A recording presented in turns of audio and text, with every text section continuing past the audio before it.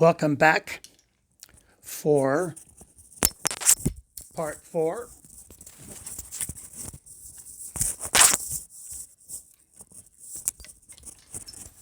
This is a diorama that a third grader made a couple years ago during my summer school class about sea turtles. It's representational of the adult laying eggs and the hatchling progressing in its development. I wanted to revisit the problem with egg poachers. A question comes up: are sanctuaries the answer? A former student graduated in the late 70s at Penn Day, Phil Christopher, after retiring, was building a resort in Nicaragua along the beach, and he noted that poachers were stealing the eggs. And he approached them to find out why. Well, they were getting a quarter apiece for them. He offered them 35 and bought thousands and thousands of eggs and put them in a contained facility where he could guard them and waited for them to hatch. And then he would release them. The problem with this, once a nest is disturbed and replanted, only about 50% of the hatchlings will be alive. Disturbing it just affects it that way. So that's the problem. But I was proud of him for making that commitment. He did it for about a year. The government changed, and they kicked all the foreign landowners out of the country. So we'll see if he gets a chance to go back. Sea turtles of the world. We're going to look at each one now and learn a little bit more about them. The first one is the leatherback. I had mentioned it early, and Myrtle addresses it as her cousins. They can weigh up to 2,000 pounds. They do not have a hard shell. It's leathery. They have about 6 to 8 inches of blubber, so they can work the cold Atlantic waters searching for their one food, which is jellyfish. Scientists call them jellies. Leatherbacks are the deepest divers. They can go down almost 4,200 feet, and they can stay submerged up to 20 minutes when active. Of course, they're extremely slow on land, moving that body hundreds and hundreds of pounds. But once they get in the water, their flippers are 8 to 10 feet long, and they can look like a submarine flying through the water. They're quite beautiful. They're considered the mariners of the sea. And they also aren't hunted for their shells, which makes them less endangered than the other 6 types. Let's take a look at the jellyfish, because all sea turtles eat jellyfish. Some just when they're juveniles. The leatherback is the only one that eats it exclusively. But as many of you have experienced, you've been stung by the arms of the jellyfish that have stinging sails. And there are actually 4 of those. The tentacles are not the problem. It's the arms of jellyfish. And if you take a look at it, there's not a whole lot of protein in a jellyfish. And that's why leatherbacks have to eat their weight in jellyfish every day. Well, to do that, they have specialized mouths with these spike-like teeth that hook those jellyfish, so it's a one-way trip down to the digestive system of the leatherback. This is a leatherback that's swimming through a gathering of jellyfish, swallowing them as they go.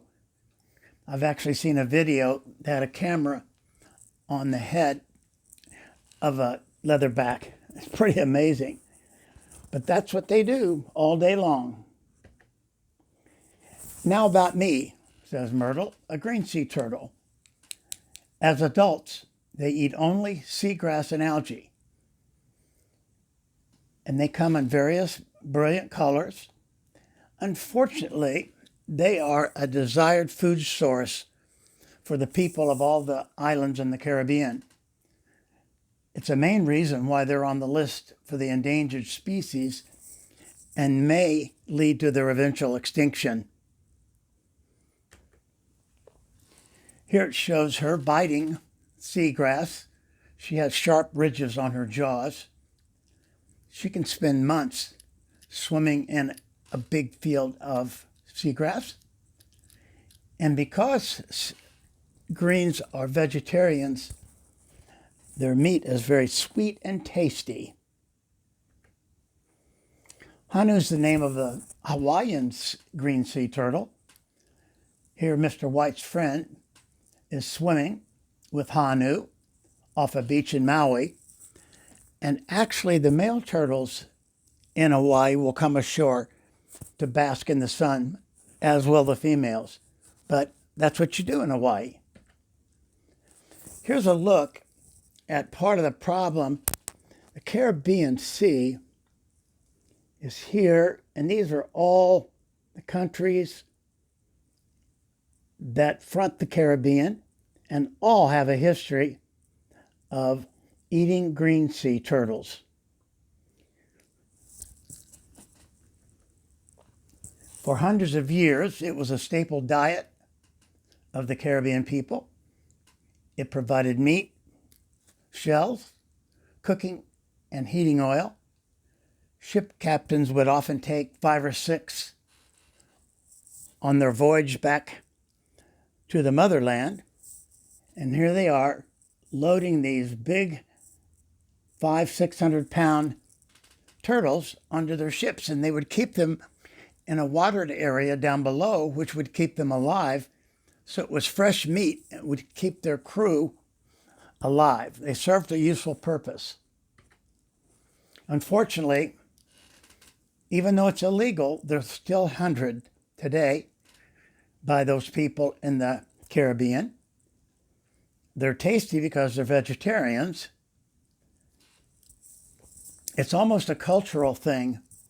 Like we eat turkey for Thanksgiving, they eat green sea turtle meat. They used to have canneries up until the late 30s where nothing but green sea turtles were processed. The hawksbill is our third sea turtle we're going to take a quick look at. And they have a hawk-like beak. That's where they get their name. The reason is for eating corals, sponges, sea cucumbers. They aren't very tasty, and humans have been poisoned by the meat of these scavengers. And they also come in beautiful shell colors, which leads to poacher predation. What do they do with those shells? They turn them into knick-knack items like a bracelet or a fan or a comb. And I think this is just a taxidermied sea turtle. Our fourth is called the Kemp's Ridley. It's one of the smaller. It eats jellies as well as a few other things. And actually, it's the most endangered because it has a very singular nesting area. Almost all the other species nest in various countries, but not the Kemp's Ridley. And it is one of 2 species that nest all at once. I'll show you what that looks like. These are all females off the coast of Rancho Nuevo, Mexico. Each yellow shape is a female waiting to come ashore because thousands and thousands are coming all at once. Now, some won't make it because they get caught in fishermen's nets. But that's what it looks like. Thousands coming all at once. It's weird. And if there's an egg alert that goes out for the Kemp's Ridley because they're so endangered,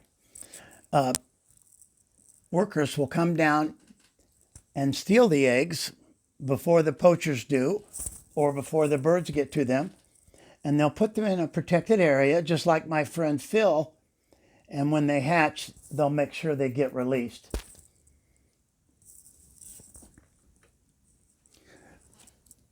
The other species that does the same, the olive ridley, they come all at once as well. Here you can see the females coming ashore, leaving their markers. They will often dig up someone else's nest to prepare for their eggs. There just isn't enough space on the beach. Millions of hatchlings will arrive at the same time. I guess Mother Nature's thinking is that there's strength in numbers, and maybe more will make it than the 1 in 1,000 that they think become adult sea turtles. Well, part 5 tomorrow. I should have a video embedded in to show you. I'm glad you were here today, and stay safe.